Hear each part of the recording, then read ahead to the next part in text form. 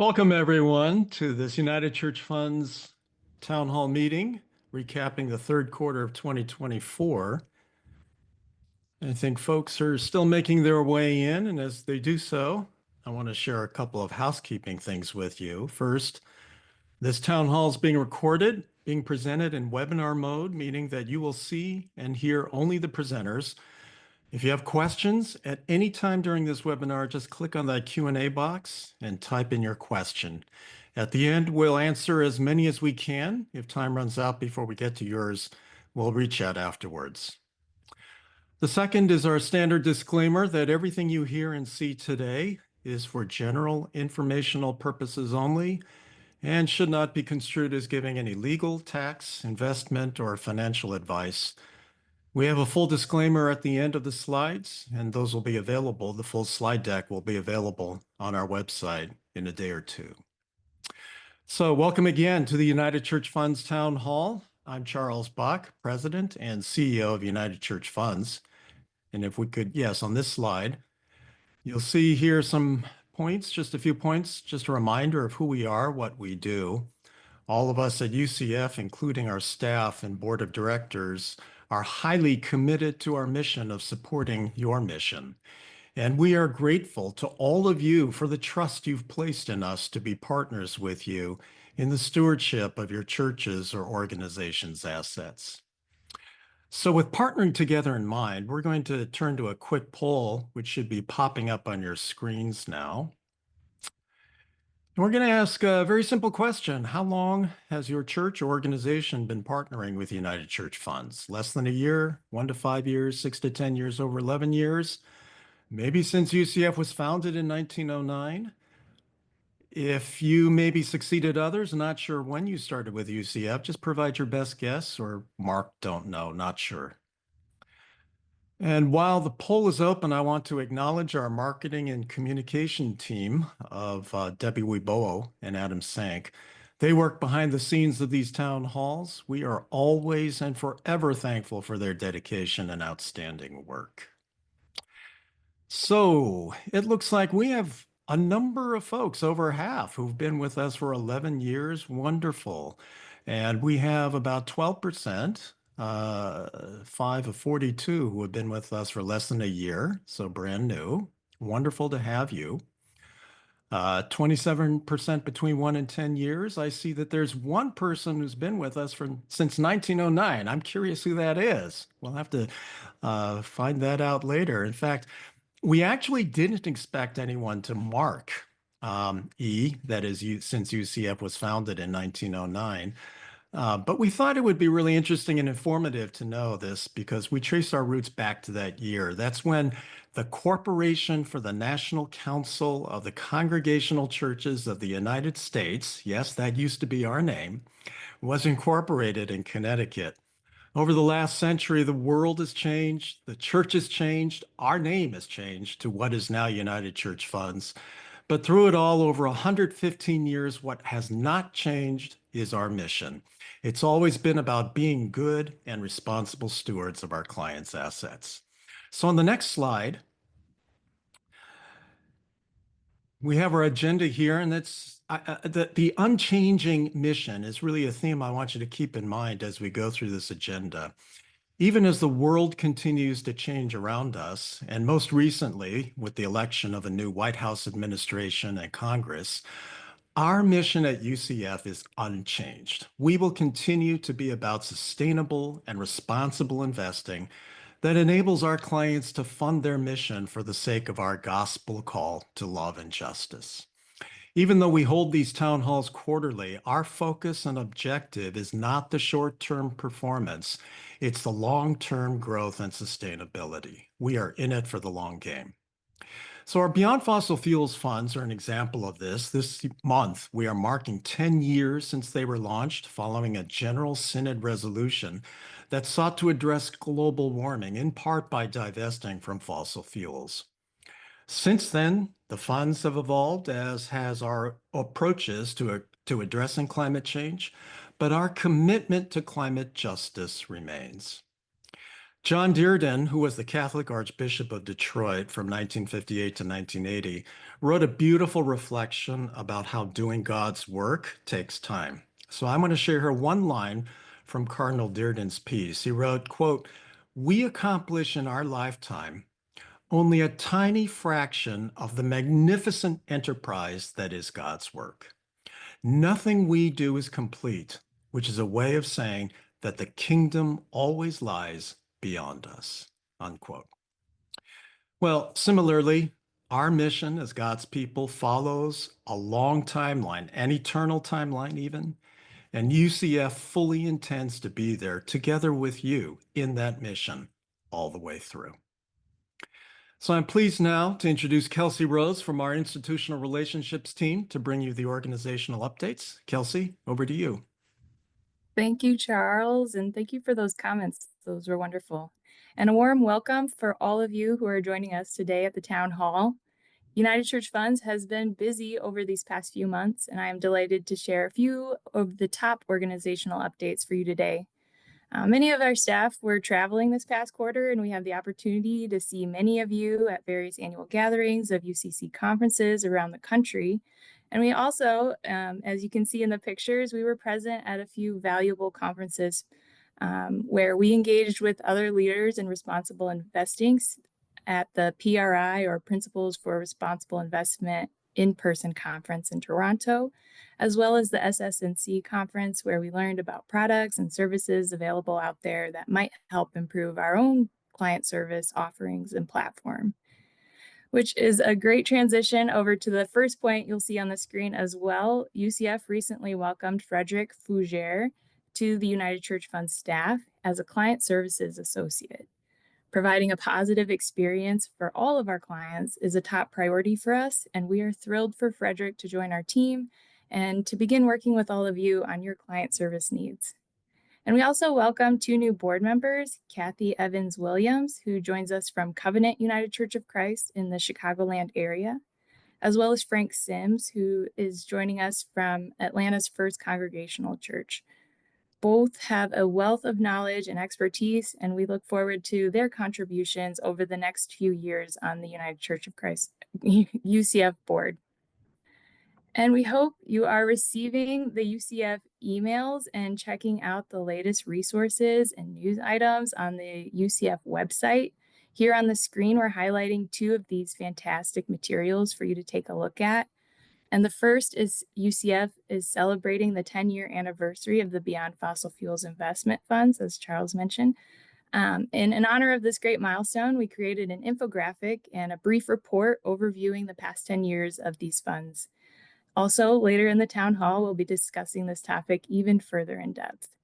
And the second is another infographic, which highlights UCF's commitment to racial justice and equity across the organization, including among staff and board members, as well as the investment managers that we choose to work with.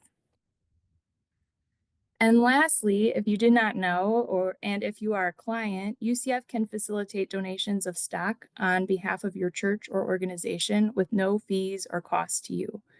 That said, we are also nearing the end of the year already, and we know how busy the end of the year is for all of you, as well as for us at UCF. And therefore, we strongly encourage that if you are expecting stock donations to come through for your organization, please try to have those submitted to UCF by December 10th. And also, please fill out the stock donation form that we have available on the website so that we are aware of what is coming and that we can attribute the donation to your church or organization in a timely manner. If you need help finding that form, we are including it in the chat, and you can always send us an email asking for it. And that is a wrap on the top organizational updates for the quarter. And it is now my pleasure to invite Matthew Ilian, Director of Responsible Investing, to join us and to share the latest responsible investing updates for United Church Funds. Thank you, Kelsey, and good day to everyone. We're going to begin with a quick recap of our shareholder season that just finished up. Last year, we had 10 resolutions that were filed, and you'll see that 3 were withdrawn for agreement. I'm going to focus in on that in a little bit on the next slide. But of those 10, we served as a leader on 6 of them, meaning we filed the shareholder resolution.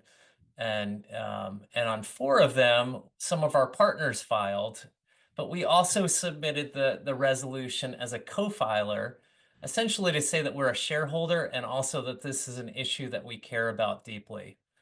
You'll see at the bottom of the slide that our average support for all 10 of those, all 7 that went to a vote was 18.71%. And as I've mentioned in prior webinars and town halls, that number doesn't always reflect the true support that shareholders have for this, because many companies, particularly those owned or continue to be managed by founders like Mark Zuckerberg, have these super shares for owners that dilute the independent shareholder vote. And so often what we'll do is look at what the vote was and then also what are independent shareholders saying. But what I want to do today is really focus on the withdrawn for agreement engagements that we've had. And that's because a lot of, I think, our most significant shareholder engagements never go to a vote. And I'm going to just give you the 3, or highlight the 3 that were withdrawn this past year. So at Analog Devices, we had an engagement with them on their human rights due diligence, particularly because reports were suggesting that some of their chips, semiconductor chips, were showing up in Russian warheads and other places that were considered, bad guys. We engaged with the company, filed the shareholder resolution, withdrew the shareholder resolution because that company, Analog, agreed to an independent third-party human rights audit.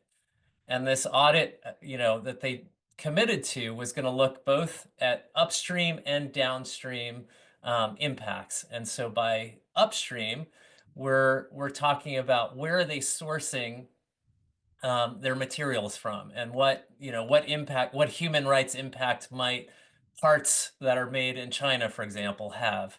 By downstream, we're looking at where are those parts ending up and how are they being used, and is there anything the company can do, or can they do more to ensure they stay out of the hands of terrorists or bad actors. We don't have the final results of that audit, but we were told that we have a reputable firm that has been contracted with to do that, and also provide some training to the firm after the audit is done. At AIG, the commitment there was that AIG would publish a climate transition plan. The company already had a commitment to net zero by 2050 for all of its insured assets, but they hadn't come out with a plan for how they were going to get there. And so by next year, they are on record for saying we're going to publish a plan that starts to help investors and the public know how AIG is going to start to kind of wind down some of its insuring of these fossil fuel assets. And really, we're thinking of this also as an investment risk. How are they preparing for a future that it's going to be more focused on renewables in the long run versus assets that are slowly winding down over time, no matter who's in office. And then lastly, we had this agreement with State Street, and they are one of the top 3 asset owners in the world. Our focus there was to let them know that we as investors are paying attention to the way they vote, all of their proxies. That has a big impact. And they agreed to bring our concerns in a letter to their board of directors. So they would know they're on watch, and that we're paying attention, particular because we were starting to see a slide in support for environmental and social issues. So those were 3 issues that never went to a vote. These are agreements that we made with the companies, and we just wanted to share with you how even when we withdraw, sometimes those are the most significant impact that we can have in our stewardship. I want to also highlight the topic of lobbying, because we're paying close attention to this in particular at this moment in time and going forward. Last year, we engaged with 3 companies on this topic, Alphabet, Meta, and FedEx. We expect to, and we are engaging with even more going into this next year. So why lobbying? First of all, we're concerned about reports that we hear where companies are saying one thing, we support, let's say, net zero, and then we hear that their lobbying is actually fighting the very legislation that might support that. So there's some alignment issues there. Secondly, there's billions of dollars that are being spent, and a lot of it is not being reported. And so one of the things that we are calling for at UCF is that companies begin self-reporting this even beyond what's required by law, because we think there are fundamental and important sort of investor risks that are there, and the more transparency that we can have in this, the more informed that we can be and the public can be as well. We have a blog post coming up on this topic, so keep your eyes open for that in our emails. And also, we recently had a recorded and released a podcast, and I hope by now some of you or most of you have heard about the Just Investing podcast. If you haven't, it's okay. We're only on our 3rd episode, so you can easily go back and listen. But in the last episode, we interviewed a investing superhero. I'm going to call Jim McRitchie a superhero because he should be retired, but he's actually kind of spending a lot of time. He's become quite an activist and taken on the mantle of quote unquote corporate gadfly. And he's helping bring about some important corporate reforms. And we have a little snippet from that interview, and I want you to hear why, how he saw lobbying as a critical issue, and it really informs why he's doing a lot of this corporate engagement work now. So if we'll go to the next slide, hopefully we can hear this piece from Jim McRitchie. Because I had written legislation to address, this was just as a regular person, I had introduced legislation in the Capitol to address the needs of people that lost their immune system due to chemical exposures. And that's what got me into, working for that department. And I got the bill through the legislature, but it got vetoed because the Chemical Manufacturing Association lobbied for the veto. I could understand that, but also the California Medical Association lobbied against the bill because they said, oh, chemicals are fine. This is all in your head. These people. What? Yeah. That's crazy. Yes. Because so that's a short little snippet of the podcast. I hope you get a chance to listen to the whole thing. But again, we wanted to kind of lift up this topic of lobbying as a critical issue that investors are paying increasingly more attention to. And now you have heard a few times about the Beyond Fossil Fuels funds. We want to turn our attention back to that. We have a few poll questions, and to really just highlight how the funds are constructed. This is not a graded test, so just give it your best shot. We're going to flesh this out for you. But the first question is really around what is screened out. So you all will know that all of our funds have screens, whether it's for weapons, tobacco, etc. But the Beyond Fossil Fuels funds go beyond that and screen out companies with fossil fuel reserves. How many are screened out? 10 to 20. 21 to 50, 51 to 100, 101 to 200 names. And then the second question is on what percentage is the carbon footprint of the BFF funds lower than its benchmark? So this is looking at how much carbon is being produced by the holdings in those companies. Is it 10%, around there, 20%, 30, 40, or 50% reduction? And while you all are finishing up getting your selections, I'm going to pass this presentation over to my colleague, Matt Wagner, Vice President of Institutional Relationships for UCF. Take it away, Matt. Thanks, Matthew. Appreciate hearing about our sustainable and responsible investing goals, and particularly around lobbying. Think that's so important now, and it certainly has resonated with our clients as we've traveled around the country. And And as we look at the answers to the poll questions here, about a quarter of the folks on the call think that we screen out an additional 101 to 200 names. It's pretty evenly split here across the board, about 24%, 51 to 100, and then the other half thinks less than 50. The correct answer is right at 150 additional names. Companies that explore for or produce fossil fuels are divested or not included in the portfolio holdings of the Beyond Fossil Fuels Fund. And then for the second question, the percentage of the carbon footprint of the BFF funds lower than its benchmark. Looks like 40% of folks thought that the carbon footprint of the BFF funds would be about 40% lower. Or excuse me, 40% of the folks thought it would be about 30% lower than the benchmark. The folks that guessed about 50% lower than the benchmark are correct.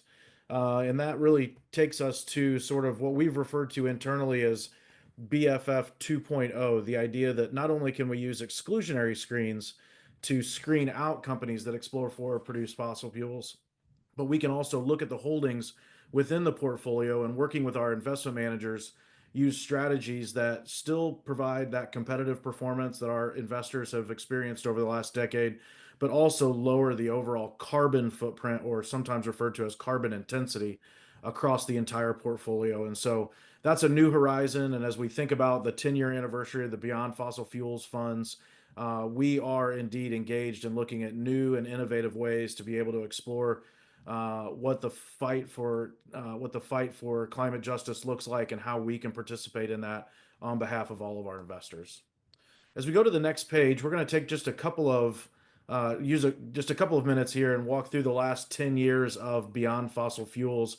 And I even want to go just a little bit further back beyond the 10 years to discussions that were had in 2012 and into 2013 as we rolled into the General Synod meeting in June and July of 2013 that was held in Long Beach, California.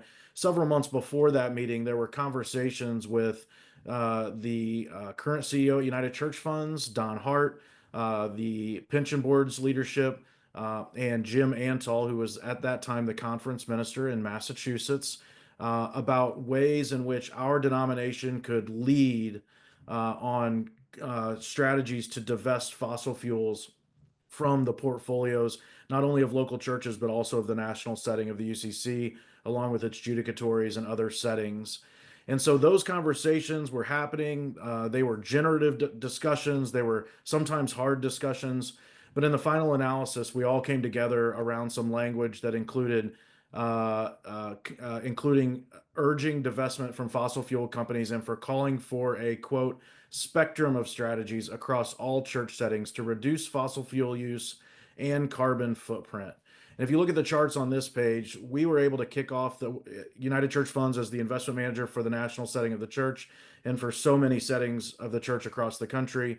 We were tasked with creating these funds, which we did and kicked off in November of 2014. We had originally about $20 million in funds that were earmarked by our existing clients, about 10 of those founding investors, for initial investment into this Beyond Fossil Fuels strategy. And as you can see on both of these charts today, as we sit here in 2024, we've taken those $20 million in initial commitments and then added on many, many new commitments from new and existing clients at UCF.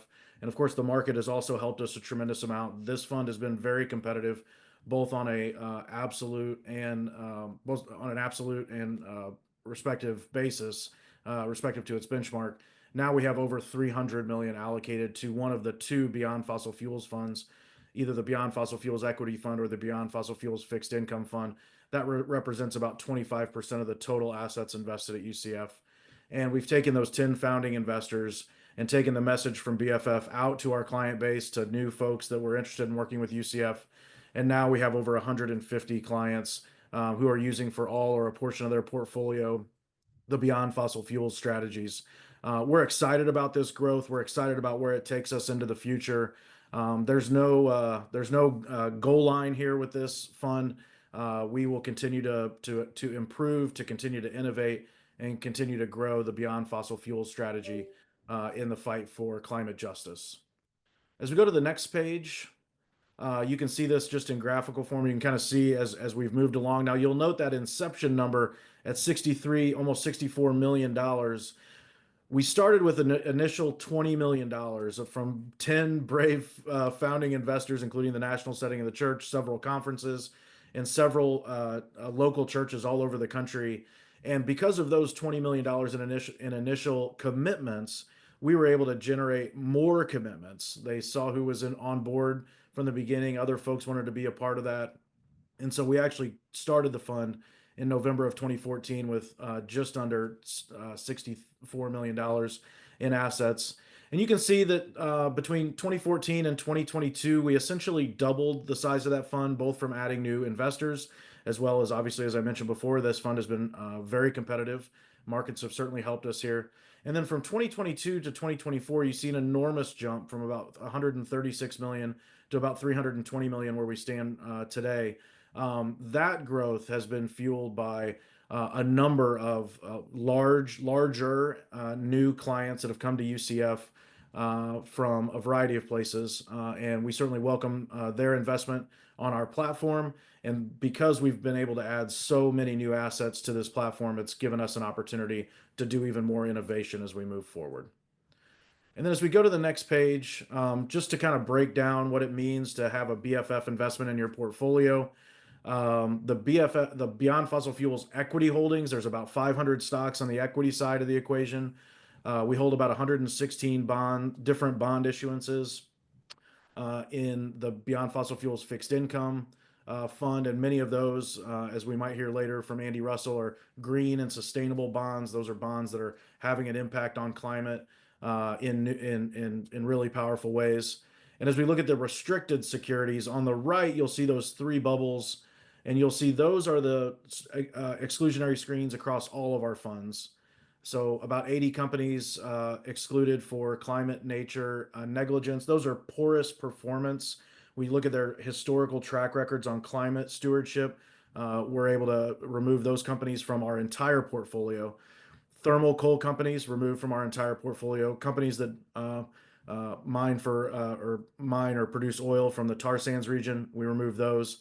But then you can see on the left, those fossil fuel, those additional 150 or so companies that are removed from the portfolio for their fossil fuel reserves in the ground, really makes an impact on the portfolio. And for those of you that have used that fund, you know that all of these exclusionary screens, in fact, not only have they not impacted performance, the Beyond Fossil Fuels funds have been some of our best performers over the last decade across all of our funds. So really happy to be able to share this brief history of the Beyond Fossil Fuels program at UCF. As Charles alluded to, we only see just a snippet of what we're going to be able to do in the future as you know, as God's call and God's mission continues and in the work of the Beyond Fossil Fuels funds. And I would just note at this time that our board has made commitments, and we couldn't do all of this work without our partners in this Climate Action 100 plus the Interfaith Center for Corporate Responsibility. And we're going to continue this commitment to be able to work on climate solutions. Our clients want this from us. We are committed to it, and we look forward to thinking about new ways that we can bring a more sustainable future to future generations. So with that, I'm going to turn it over to my colleague, Stacy Pettis, our executive for institutional relationships, who will be leading you through a number of slides related to our market strategy and investment performance. Stacy? Thank you, Matt, and welcome again, everyone. It's a pleasure to be with you. As we start to look at some of the market themes for the third quarter of 2024, we recognize that the market showed signs of broadening as we saw the earnings gap between the Magnificent Seven stocks and the rest of the market decline. This creates some investment opportunities for us as we saw small cap outperform large cap, and we also saw a reemergence of the international markets as well. From a macroeconomic perspective, the Fed has started a rate cut cycle that will be dependent on inflation and labor markets. And although geopolitical tensions still remain, the results of the US elections have created some certainty and forward clarity, which we've seen some evidence of in the past week or so market rally. There has been significant decline in actively managed investment strategies versus passive index markets.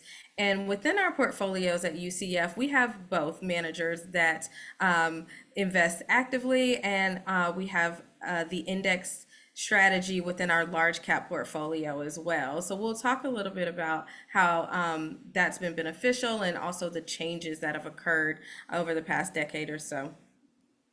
As we've mentioned in the past, we are long-term investors and continue to remain diversified across asset classes globally. For many of you invested in our Balance Fund, you will see that over the third quarter, the equity allocation was rebalanced back down to the benchmark weight of 60% target. And so during different quarters throughout the year, you may see some fluctuation, and that's just because our investments team is working really hard to find opportunities and also sidestep risk when we think there may be volatility in the market. So in turning over to the next slide, this really gives you an idea of how various markets have performed not only in the last quarter, but over several short and long-term time periods. And we can see from all this green on the chart, which we really like, Q3 was a positive quarter across almost all markets and asset classes. With the Russell 2000, the small cap equity part of the market leading the way, up 9.2% for the quarter. And domestic equity, the S&P 500, up over 22% year to date.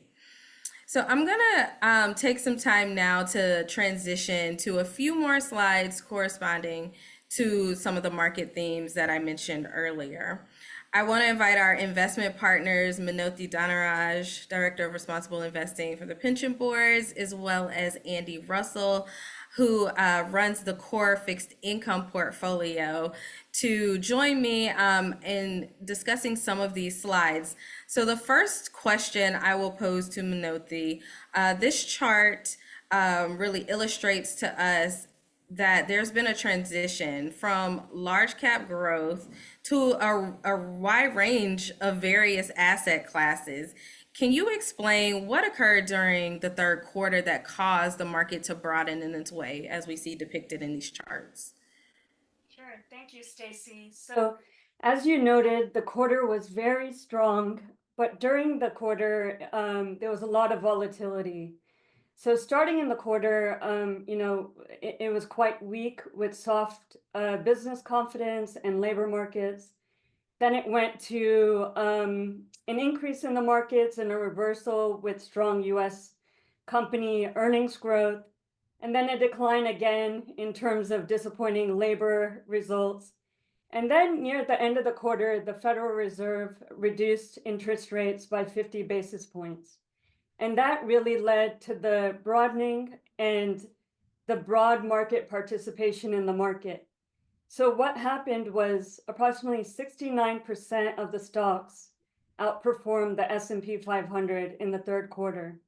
And in the first half of the year, it was very narrow, with mainly the Magnificent Seven that were really leading the market. And so to your question, the Fed rate cuts and expectations of future Fed rate cuts led to small caps and defensive sectors such as utilities and industrials, which are very interest rate sensitive, to outperform. Additionally, like you noted earlier, the earnings gap between the Magnificent Seven and the rest of the market started to narrow, so that also led to the broadening of the market. Thank you, Minoti. Yeah. You really gave a great transition into the next slide and the next question that I have for Andy as we talk about those rate cuts. Andy, welcome to the call. I think this is our first time our guests are getting a chance to meet you. Can you tell us what occurred over the last quarter in terms of rates in more detail and how that impacted the fixed income markets? What are the expectations as we look forward, and where do we think the Fed will be focusing to determine rate changes in the future? Thanks, Stacy. It's great to be here with you all. The third quarter in fixed income, as your earlier chart showed, was just terrific. In fact, I can't remember a better quarter for returns, particularly in U.S. core fixed income, in the past 20 years. The return on the fixed income fund was over 5% in only about 12 weeks. That's really incredible. So how did it come to be that? Well, in the beginning of the quarter, there was a lot of anticipation in the markets surrounding the potential and expected change in monetary policy by the Fed, led by Jay Powell. The expectations for cuts, for reductions in the federal funds overnight rate began to grow. And those expectations were priced into the general level of Treasury yields across the yield curve or the term structure. In September, the Fed cut rates by 50 basis points, which was a surprise to some, including me, for the first time since 2020 during COVID. So if you look here on the chart, on the graph, you can see in 2020, this black line, which represents the federal funds rate, was near zero. And then to combat inflation since then, the Fed raised rates hundreds of basis points to try and address and bring down that rate of inflation, which they have. The market following the Fed rate cut in the third quarter in September didn't do what your textbook suggests it should have, meaning the rest of the rates in the market, the term rates, longer than overnight, 2-year note rates, 10-year note yields, 30-year bond yields, they didn't fall, they rose. And that's because during the quarter, in the earlier part, there were thoughts that the economy was doing okay, but not quite so great. And these rate cuts from the Fed that were being priced in and pushing yields down and returns up would continue. But once we passed through the rate cut experience, the first one, and into the beginning of this quarter, the economy kind of shifted.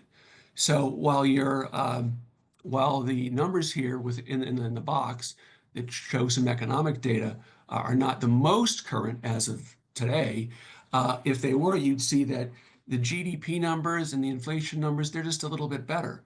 So there's a shift in the market where the views are a little bit more positive than they were before, and interest rates have been rising.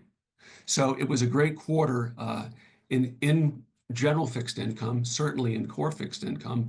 And what lies ahead is somewhat unknown.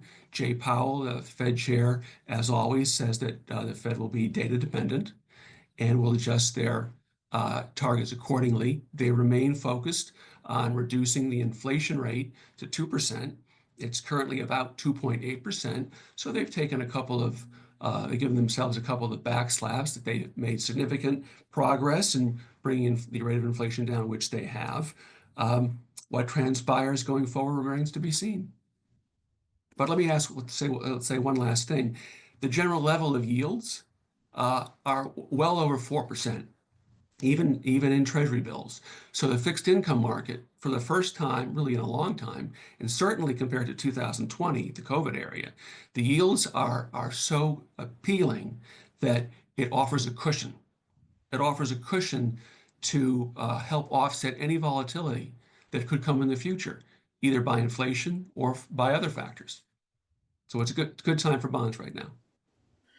Great, thank you, Andrew. We definitely can see that in our portfolios and are really pleased with the performance that we've been able to see due to all of these rate changes that have occurred over the past couple quarters or so. I know we are all in great expectation of the reduction of inflation, so we look forward to what's ahead. I'm going to transition back to Manoti for the next question related to active versus passive. I think this chart is really self-explanatory, but we want to get a bit more context as we look at how much of a decline active management has had over a pretty considerable time period, and as we see passive market share continuing to increase. So Manoti, if you could share with us, given this chart and what we see, what does this mean for active managers? What should we be aware of? What should we be thinking about? Yeah, so as you noted, we're basically at an all-time high of 62% of US assets being passively managed. And, what does this mean for active managers? So in the near term, short term, because of technological advances and social media, it causes a lot of unpredictability in the short term. So it makes it a little more difficult for active managers in the short term. But for those strong, good, active managers that we look to find for our portfolio, it's actually favorable in the long term as you're able to find those inefficiencies and have the patience to wait and see that your conviction goes through.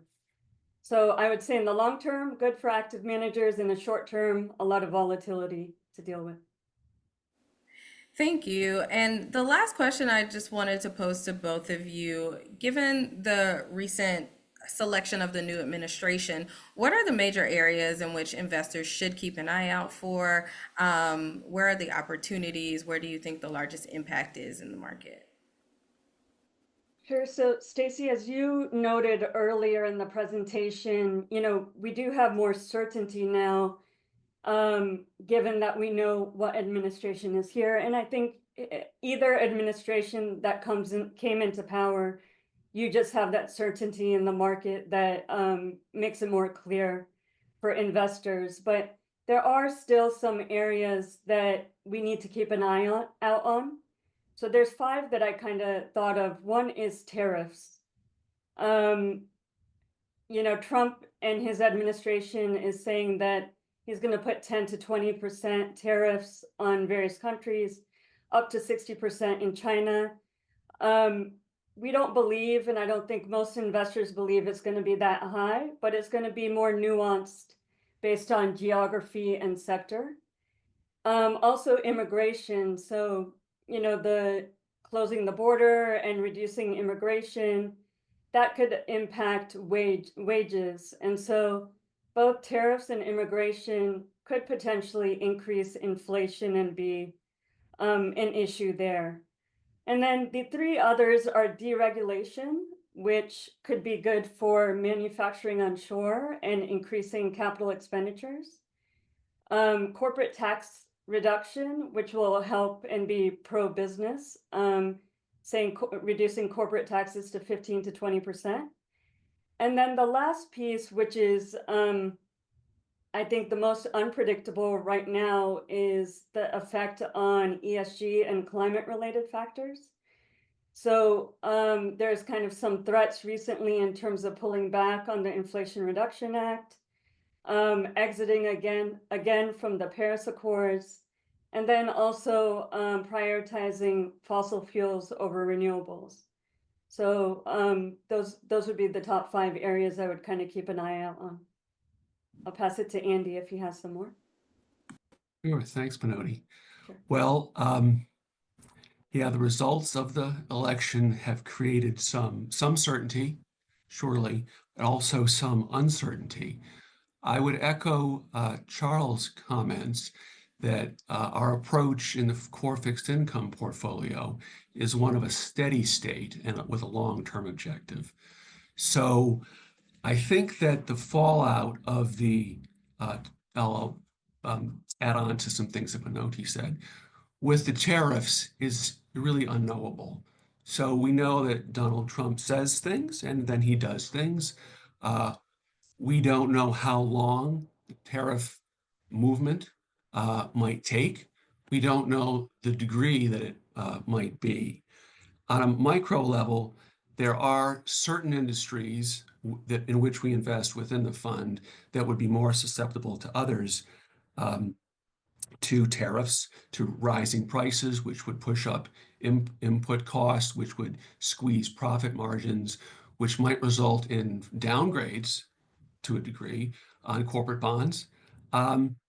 Industries such as manufacturing, retail, technology. But at this micro level, the degree that we own those types of bonds of those types of industries is really on a smaller scale. So I would revert back to a top-down perspective on how tariffs could affect the overall portfolio. Well, to the degree that tariffs would be inflationary, and inflation is really the bane of a fixed income investor's existence. That is something to be wary of. But let me reach into my earlier comments where I talked about the all-in yields in the fixed income market and in the fixed income fund. They're very, very stable now, and I use that in a general sense. They're kind of meaty, certainly compared to earlier years. So I think that the yields and the coupon income, which is the driving force of most fixed income investments return, except for wildly volatile price environments, I think the thrust of the income over time will be something to offset the volatility that could come from inflation, perhaps driven from tariffs. The more we remove ourselves, the more the time passes and we're away from the election, and we wait to see what is implemented. We see what the pushback is from foreign countries. We see what the pushback is from countries within our own country. I think that there'll be a tail of effect of the tariffs on the fixed income returns. Thank That you. really remains to be seen. Thank you, Um, Andy. I know we have a couple of live questions from the participants. Matt, if I could transition this back over, you may be looking at those live. Yeah, sure. Just in our closing, and thank you so much, Andy and Manothi, both for those robust answers. Greatly appreciated, and I know our clients appreciate hearing from our experts in the room, and we're grateful to be able to share your expertise with them tonight. Just a couple of quick questions that we have.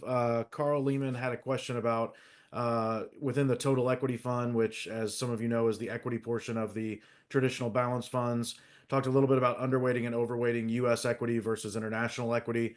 I can assure you that that is something that we look at on a really regular basis. We do benchmark the total equity fund to the MSCI All Country World Index, IMI or ACWI index, which does have about a 55-45 split between U.S. equity and international equity. If you watch previous town halls and if you've participated in previous portfolio reviews with Stacy or I, we've talked about the idea that at some point in time, it is important to be globally diversified because at some point in time, there will be that reversal. And we want to make sure that we're looking at valuation in particular in Europe, particularly around equities. There clearly are some risks there with some of the global turmoil that's happening in the Middle East and in Eastern Europe. But again, something we watch very closely. The other question that we have up that I had just seen, and I see we've got a few more coming in. We'll try to get to them. We try very hard to keep this to about a 45 or 50-minute webinar, but we'll try to get to all of them that have come in. We had a question on the use of AI and kind of high energy and the Beyond Fossil Fuels Fund. I want to bring Matthew in to address how that might impact our BFF strategy or how we might look at those adding companies like that into the BFF fund. Matthew? Sure. Yeah. I mean, I think the question is just noting that AI, requires significantly more power or computing generation than we previously needed under the old Google search methodology. Specifically, we are not going to necessarily screen out any company over energy usage. What the portfolio does is, on the whole, it looks to limit how much power and fossil fuels are being consumed. And so we put those limits in place. And so what happens is within each sector, the companies that are operating more efficiently are more likely to be in the portfolio, meaning their fossil fuel footprint is smaller, and those that have a much larger fossil fuel footprint are more likely to be either excluded by the managers, or maybe just their allocation is limited. So that on average, as Matt shared before, the portfolio is going to have about half the fossil fuel emissions relative to its peers. Thanks, Matthew. Appreciate that. And there was one more question on here that I think it's a great question to end on, actually, because it's a question that Stacy and I get a lot as we're traveling around the country and introducing United Church Funds to new investors, and that is one on fees. We've got a question here that says that, talks about passive investing and the opportunity to use, index exchange traded funds as a cheaper way to perhaps generate a competitive return. And of course, there has been a rise of ETFs and other mutual funds that espouse the idea that they are in some ways sustainable and or responsible. We can have a broader conversation about the actual holdings within those funds as to whether they actually sort of are putting their money where their mouth is. Not only the holdings, but also the way that those companies that manage those funds vote their proxies and other things. But what I would tell you is this: at United Church Funds, we care deeply about our clients' missions, and we know that lower fees over time can help you achieve more mission and ministry. We did a 5-year look back on our fee structure, and over the last 5 years, we've been able to average lower the average expense ratio at UCF by 9.25%. And I will tell you anecdotally that when I joined UCF in 2013, the UCF Balanced Fund, which at that point was our flagship fund, had an expense ratio of right at 1%. And here we sit 12 years or 11 years later, almost 12 years. And the expense ratio for that fund is at 82 basis points. It's an 18% reduction in fees in our most used fund by many of the clients who said that they had been invested with us 11 years or more. So we take very strongly and we're very serious about ensuring that we control cost. I would note to you that all of the performance that you've seen tonight about all our funds or anything that you see on our website is shown net or after all fees. And when you look at the performance of, say, the Beyond Fossil Fuels funds, for example, and they show above benchmark over 1, 3, and 5-year timeframes, that is net of all fee performance above benchmarks. And index investing with some of our competitors, their goal is to achieve the benchmark, not to exceed it. So in any event, I look forward to future conversations on that by that viewer or others. You can always reach out to me or Stacy by email or reach us by phone. We're certainly grateful to have everyone's time tonight. Thanks again to my UCF teammates for being on this call. Thank you very much to Manothi and Andy. Wishing all of you on this call a happy Thanksgiving, happy holidays, Merry Christmas, and thanks again for tuning in tonight. Have a great night. Thank you.